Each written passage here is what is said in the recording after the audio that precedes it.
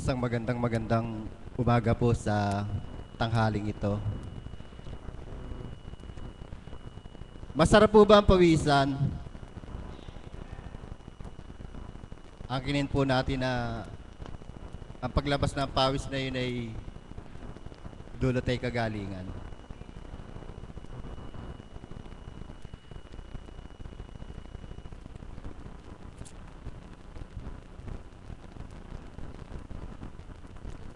Isa pong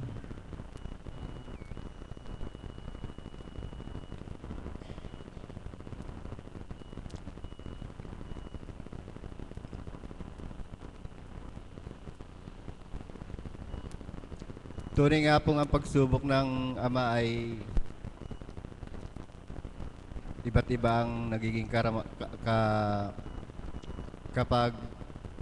bibigay sa mga kanyang mga anak. Subalit magtiwala po tayo na ang Diyos ay buhay, higit lalo sa dambana sa dakong ito. Pag ang malaapo ang banal na espiritu sa katawan ng malaapo Konching, pakinggan po nating maigi, namnamin natin.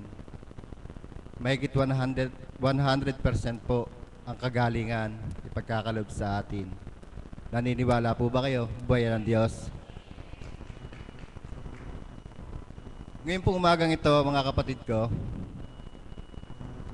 wala po akong hawak na mag-share. Subalit, dito po patutunayan ng Ama kung gaano siya kabuti, kung paano siya kumilos sa atin. Hindi niya po tayo pababayaan, inaangkin ko po yun. Ang mga kapatid po na may mga pagdalisay, may mga karamdaman, may mga nakatikim ng kagalingan, inaanyayahan po dito, magtaas po ng kamay. At yung pong mga bago, kung may mga bago na nandito sa dambana sa oras na ito, isa po kayo na mapalad sapagkat ang panawagan ng Ama ay dininig nyo.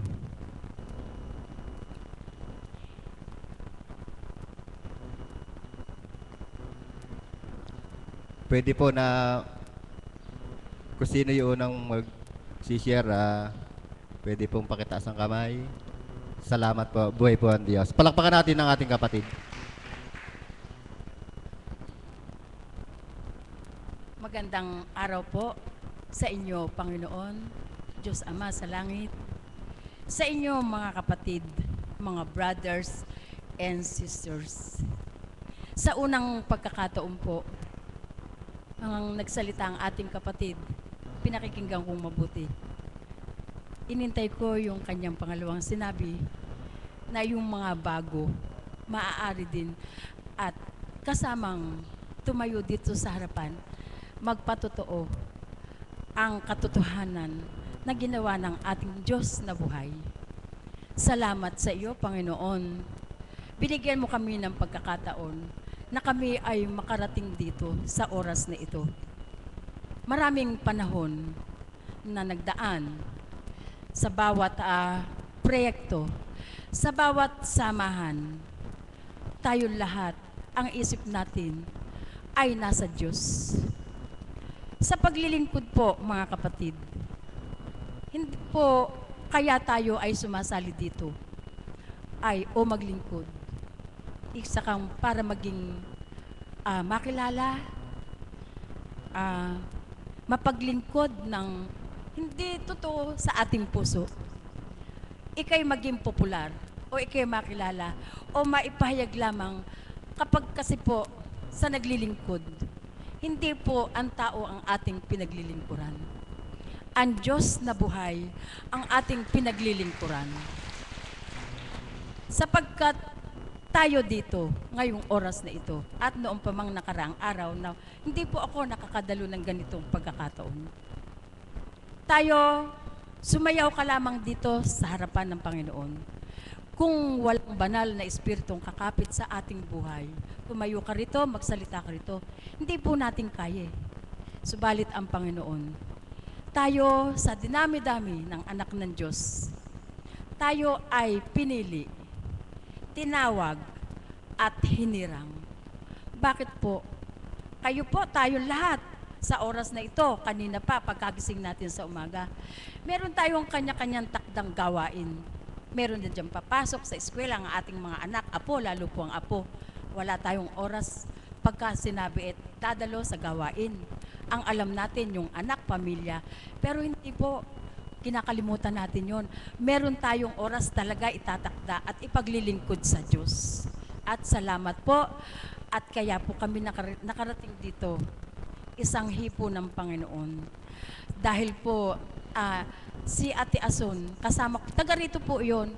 Medyo mahaba po, magpasensya na po kayo, baka po yung susunod sa akin magalit kung meron pa po magpatotoo. Pagkat ako po'y naliligayahan, hindi ko po talaga alam kung bakit ako nakarating dito ng ganitong pagkakataon. Tunay po. At masabi ko po, at hindi ko pinagmamalaki, at sabi ko nga po, ang maglingkod sa Diyos ay hindi kayabangan. Hindi maging popular ka lamang para ikaw ay makilalang ganiri, gano, o isa kang mayaman tapos ay naglingkod. No, hindi po. Kahit sino pa tayo, mababa, maliit, o ano pa man, hindi natin ilalintana yung kalagayan natin sa buhay. Kasi ang Diyos ang lahat sa ating buhay. Ang Diyos ang nagbigay ng pagkakataong ganito na tayo humarap sa Kanya at dumalo sa mga gawaing ito. Kaya po ganun ang nasabi ko. Ay si Ate Asun po, ang aking pong pamangkin. Na-share po sa iyo, Panginoon, at sa inyo mga kapatid. Si Ate Asun po, taga rito. Nadidinig ko ang pangalan ni Apo Conching. Ano ang tanong ko? Kasi hindi ko po kilala siya. Apo Conching, siya po ganon, ganito. Hindi po si Apo Conching ang nagpapagaling sa atin, kundi ang Panginoon na ginagawa siyang kasangkapan sa mga kahilingan natin at sa lahat ng pangangailangan. Pagkat sa damin to, nasaan tayo? Sa oras na ito, ang Panginoon, kapiling natin. Wika nga po, 2, 3 sa pagtitipong ito, naniniwala po pa kayong nasa kalagitnaan ang Diyos na tayo napapakinggan. Ang lahat ng ating kahilingan, hindi po siya maramot. Hindi tayo binibigo sa lahat ng ating mga kahilingan. Sa ating sarili, hindi man po natin nakakamit ito. Pero sa mga anak, apo, siya pong pinagpapala. Sapagkat ang ating panalangin, tayo mga kasangkapan lamang ng ating apo, anak at lahat pat mga kamag-anak, hindi lamang po isang pamilya, kundi isang buong mundo. Tayo magkakapatid, hindi nga lang po iisa ang ating mga magulang, pero tayo magkakapatid kay Kristo sa ating Panginoon. At tunay nga po, ang aking pong pamangkin, hinihingi ko po ang inyong mga panalangin. Alawa po, sa ng Panginoon, sa hipo ninyo, ang aking pong pamangkin, meron po siyang dinaramdam. Matagal na po siyang may dinaramdam. Alam niyo po, kaya ko ito isinishare. Sa kapangyarihan ng Diyos ang aking tinataas. Ang Diyos, ang buhay na ating dakilang doktor, hindi po ba? Hindi tayo. Tayo instrumento lamang ng Panginoon. Siya po, napakarami na ng doktor. Hindi ko po ipinagmamalaki. Kasi po, pag wala kang pera, sa kanyang kalagayan, patay na po siya. Libo-libo. Pagpunta mo sa doktor sa St. Luke's po, hindi kayabangan sa St. Luke's, pagka maganda ang suit mo, tapos maganda nga ang suit mo, wala ka namang pera. Ewan ko po, sa nagiging karanasan, huwag naman po magagalit na ibang mga doktor. Ang tinitingnan, personality. Kung may pera ka, come on. Titingnan kayo, lahat gagawin. Pero kung wala kang salapi, hindi ka makalapit sa doktor. Magtitiis tayo. Sino una natin tatawagan? Di ba ang Panginoon? Kasi siya ang nagbigay buhay sa atin. Hindi tayo niya nilikha para tayo pahirapan lamang ng ganun. Tinitingnan tayo ng Panginoon kung hanggang saan siya maaalala sa buhay na ibinigay sa atin. At siya ang lahat ng gaganap na ito. Di po pa mga kapatid, kaya ako po nasabi ganun. At nasabi ko po sa aking pamangkin, tumawag po siya, talaga pong ang Diyos ay napakabuti. Ang Diyos ay buhay. Sa tinagal-tagal na minsan makalawa kong nabanggit sa kanya na nagtatanong kung saan ba may manggagamot. Ang manggagamot ay ang tunay na ang Diyos na buhay na ginagamit si Apo Kunching na kami dinala dito sa habang panahon na pinagtitiisan ng aking pamangkin. Kaya't Panginoon, ako nasa harapan nyo, dumadalangin.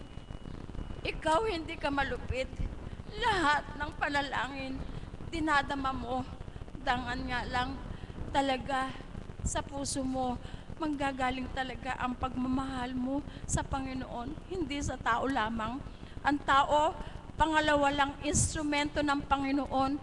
Pagkat kung ano ang ginagawa mo sa kapwa mo, ginawa mo na sa ating Panginoon ang lahat ng paglilingkod na ito. Siya po kasi may karamdaman.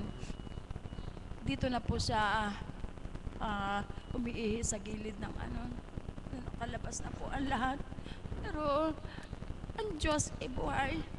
Pangalawa, ang panalangin nyo. Nawa po. Napakarami niyang pinupuntahan. Napakarami niyang doktor. Nahihirapan na po siya. Hindi na po daan ang kanyang ginagastos. Pangit po na pag malaki, wala ka nga pong pera. Milyon. Ang gamot lang niya, hindi bababa sa 1,000. Lahat tiniis niya, parang ang Panginoon. Pero ang Diyos, siyang kikilos. Siya ang nagpapunta sa amin dito. Paano kami makilala nyo kami? Tayo ba? Noon magkakakilala. Baka pag nagkita pa tayo sa mga kalye, mabuti kung magkikindatan tayo.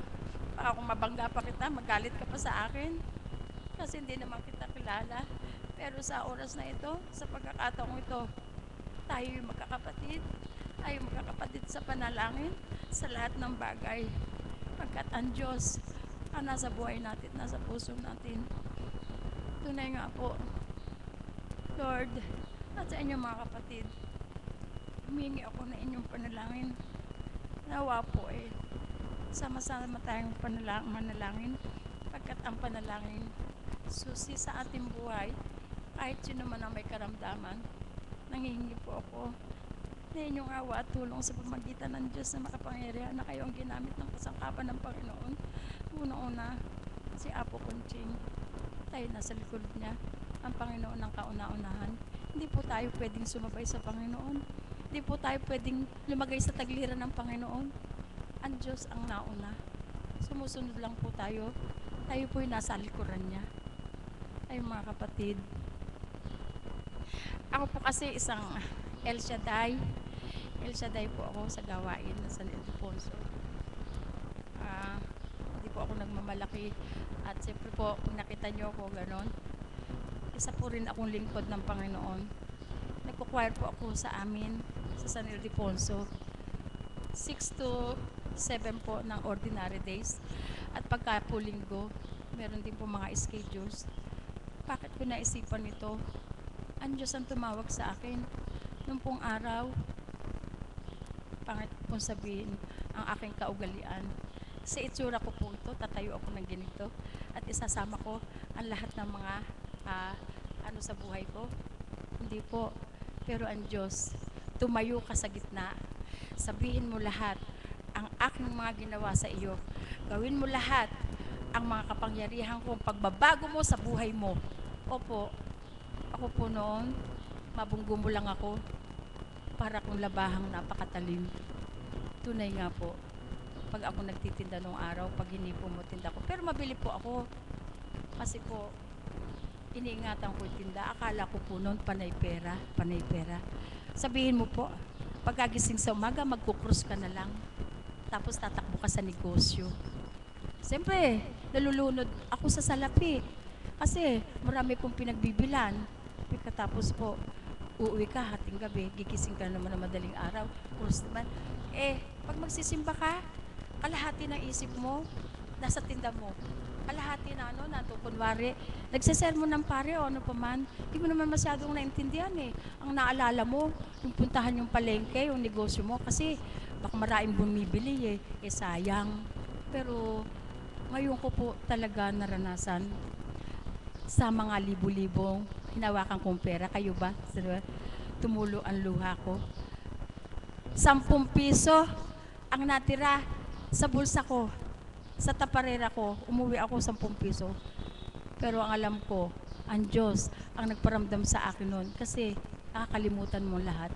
Pero sa oras na ito, wala ka man, meron ka man. Ang Diyos ang lumulukob sa atin. Lahat ng nawala sa iyo, lahat ibibigay, ibabalik. Pagkat ang Diyos ay buhay, hindi siya bingi.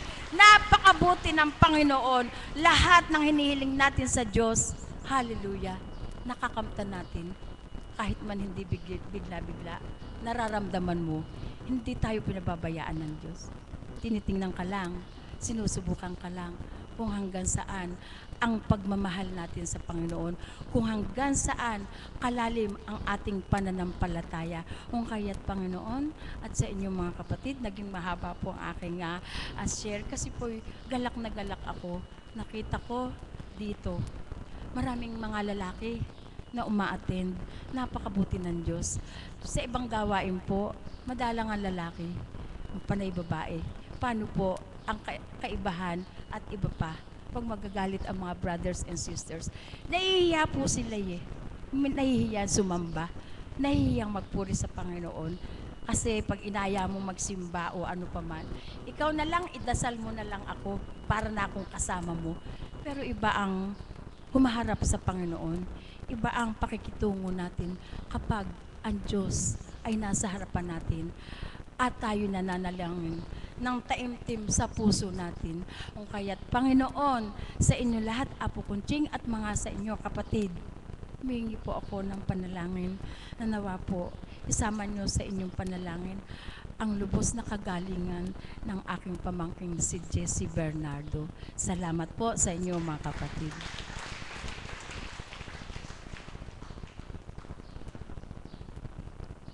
Maraming salamat po, mahal na kapatid.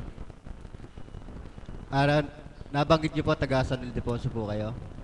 Taga San Ildefonso rin po ako. Bagong bari po kami. At dito ko rin po natutunan ang magdasal ng, dati po, kung ako'y manalangin sa Diyos, hindi ko pa kilalang tawag na Ama. Kung ako po'y manalangin ang hinihiling ko, gusto ko yumaman po ako. Yun po ang aking panalangin. Subalit dito ko po natutunan na ang panalangin po pala hindi lamang pa sarili, kundi ang panalangin natin, ipanalangin ng buong sandaigdigan ang mga may karamdaman. Ganun po. Kaya talaga pong ang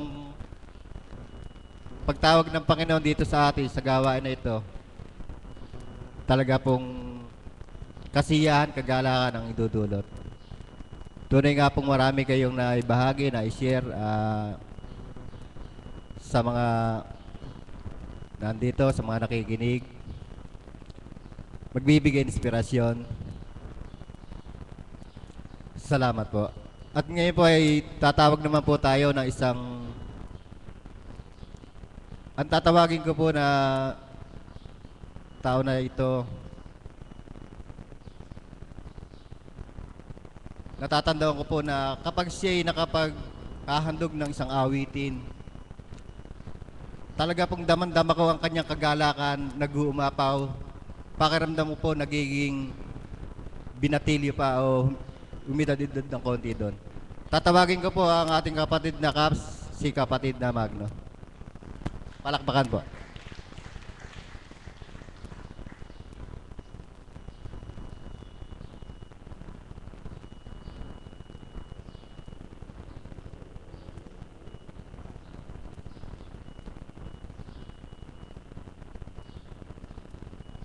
Magandang umaga po sa tanghaling ito. Ako po ay nagpapasalamat. Ako po ay tinawagan na naman dito sa banal na dambana upang mag-aalay ng awit. Una sa ating Diyos at sa ating banal na Espiritu at sa katawan po ng ating mahal na Apo. At sa inyo mga alagad, mga tagasunod, mga pasyente, at sa ating mga kapatid na choir, lalong-lalo na sa ating mga kapatid na 1, 2, 3. Salamat po.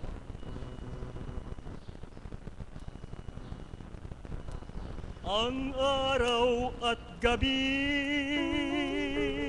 lumulungkot hirang sa mga suliranin, pinaglalabanan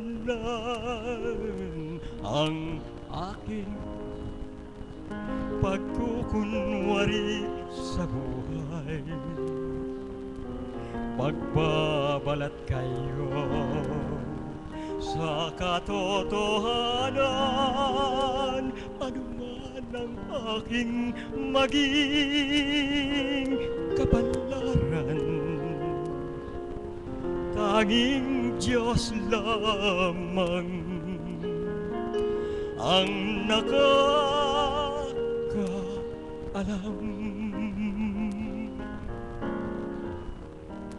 Ang buhay tulad ng isang awit lamang, mayroong simula at may katapusan. Ang araw at gabi lumulungkot hirang sa mga suliranin, pinaglalabanan ang aking pagkukunwari sa buhay. Pagbabalat kayo sa katotohanan, anuman ang aking maging kapalaran, tanging Diyos lamang ang nakakaalam. Salamat po. Salamat po.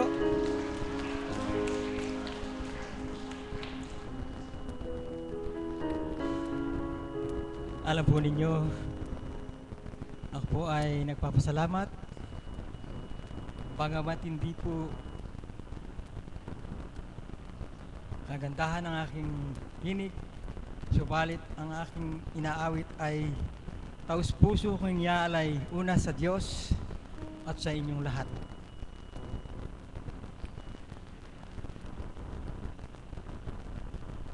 Ang aawitin ko po nito ay para sa ating lahat.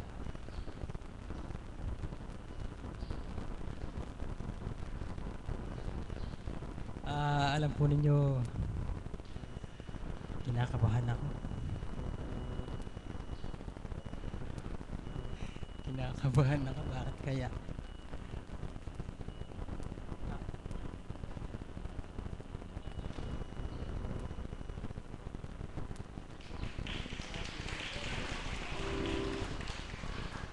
Ang ating buhay, batid nating hiram lamang sa may kapal. Sa Diyos Ama nasa langit ang nagbigay, pinanglawan ng liwanag itong buhay. Walang hanggan dito sa mundo, isang beses lamang tayong magdaraan. Iginawat sa atin ang kalayaan, bawat isa may kanya-kanyang hangganan. Sa ating buhay, sa ating buhay, ang buhay na hiram ay lilisan.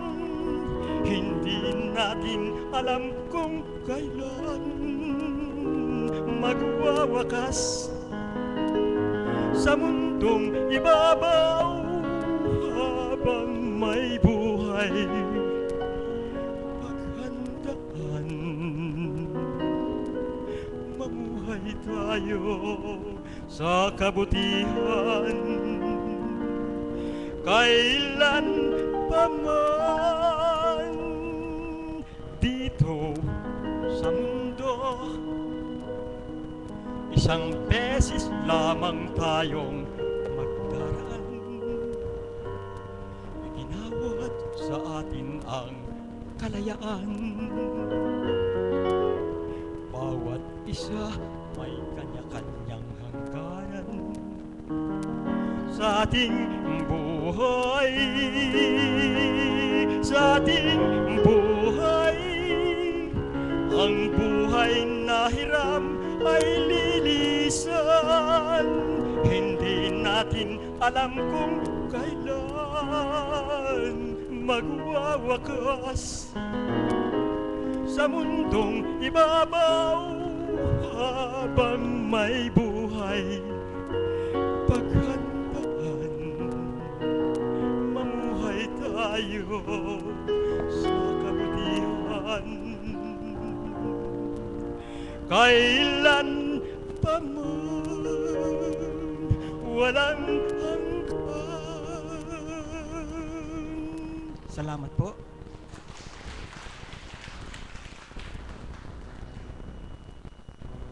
Maraming salamat po kapatid. Ako man po ay parang gusto ko na rin umawit Tunay nga pong pagka ang Panginoon ang pinag-uusapan, talaga pong ibadamdamin ko at lalo ko siya inaawitan. Talaga pong masarap mag-awit sa Panginoon. Pagka po tayo nag-aawit sa Kanya, sumasaya yung puso natin. Ano po ang ibig sabihin noon? Masaya din po siya, di po ba? Ang susunod po na ating tatawagin,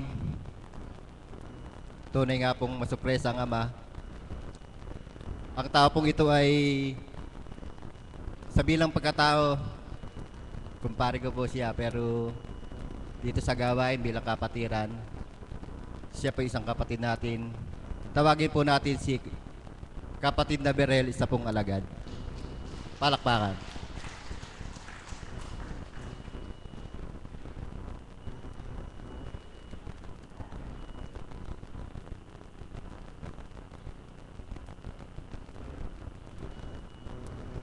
Papuri at pasasalamat po, makapangyarihang Ama, sa muli pagkakataon po na sa akin hinandog mo upang makapagbahagi po ng kadakilaan mo. Pangunahan at pagharian mo po ako ng iyong banal na Espiritu upang ang pawang maisiwalat ko po ay ang ayon sa kalooban mo. Amen.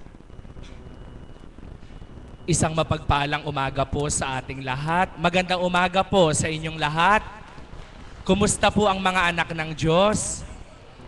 Pakibati po muna natin ang ating mga katabi ng kapatid. Magandang umaga. Bawal matulog. Palakpakan po natin ang ating Panginoon.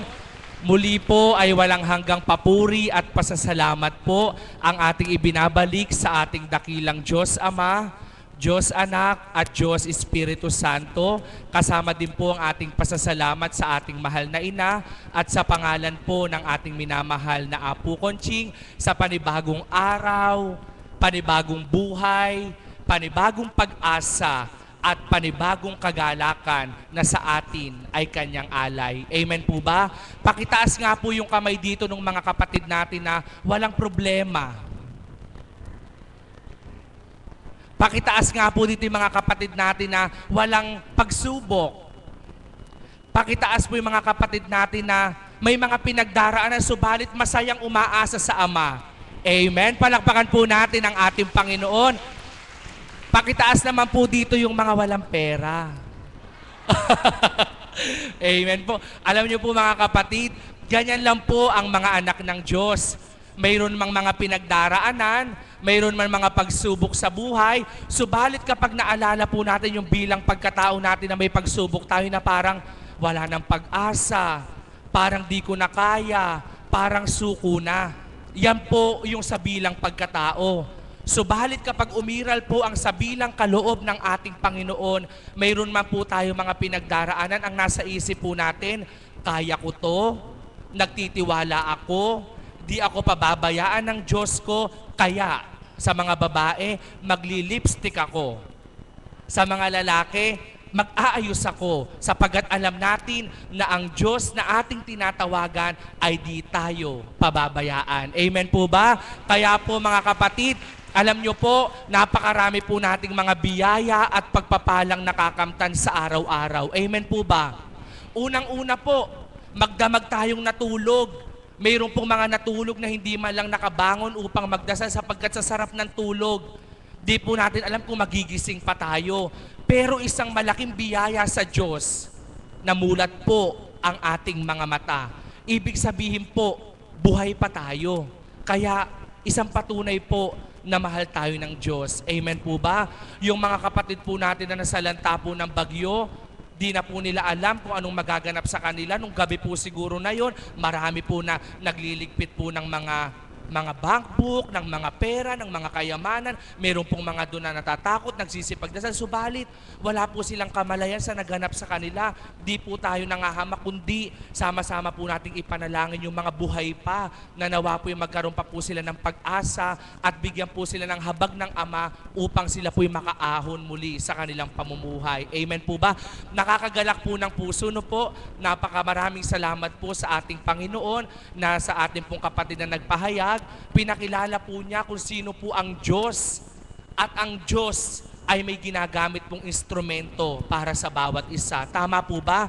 Mga kapatid, kapag po tayo kumakain, ito pong pagkain na to, hindi natin yan malalasahan kung walang instrumento. Ano po iyon? Pwede pong kutsara, pwede pong tinidor, pwede po doon po sa mga hindi sanay sa kutsara, tinidor, kamay. At kapag kinamay po yan, may bibig pa at may labi pa, may ngipin pa, may dila pa para malasap natin yan. Amen po ba? Ibig sabihin po mga kapatid, para malasap natin ang pagkain, may instrumento. Sa dako rin pong ito, may pinakikilala kaming instrumentong totoo upang malasap nyo po ang handog at alay ng Ama. Yaon po ay ang kanyang espiritu sa katauhan po ng ating minamahal na Apo Conching. Amen po ba? Palakpakan po natin ang ating Panginoon. Dito po sa dakong ito, hindi po namin pwedeng ipangalandakan po na salamat sa Panginoon, sa kapangyarihan niya pinagaling po ako. Pwede po yun, di po ba? Subalit bakit sa dako pong ito sinasabi namin, salamat sa Panginoon sa pamamagitan ng kanyang banal na espiritu sa katauhan ng mahal na Apo Conching, gumaling po ako. Bakit po, mga kapatid?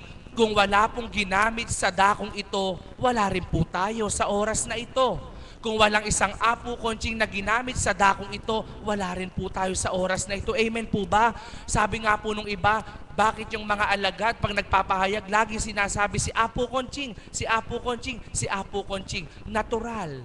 Kung wala po si Apo Conching, para kaming mga lasing. Kung wala si Apo Conching, para kaming mga duling. Bakit po? Kung di namin nakilala ang Diyos sa pamamagitan ni Apo Conching, dalawang aming tingin kung saan kami bumabaling, walang pinatutunguhang magaling. Subalit nang nakilala namin ang Diyos sa katauhan ni Apo Conching, natunto ng marapat, nakilala ang dapat. Palakpakan po natin ang ating Panginoon.